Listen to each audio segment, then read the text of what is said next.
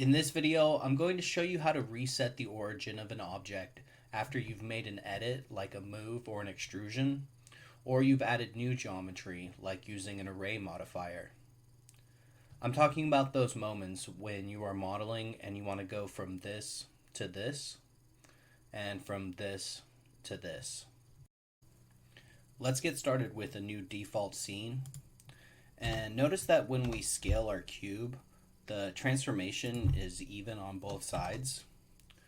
But if we were to do a move command on a face,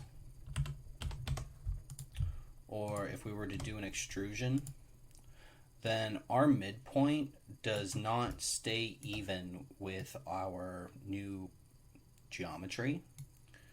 So we can reset the midpoint of our object. To do that, we're going to use the set origin command, and I'm going to select center of mass by volume. So that moved our origin point, and then we can recenter our object.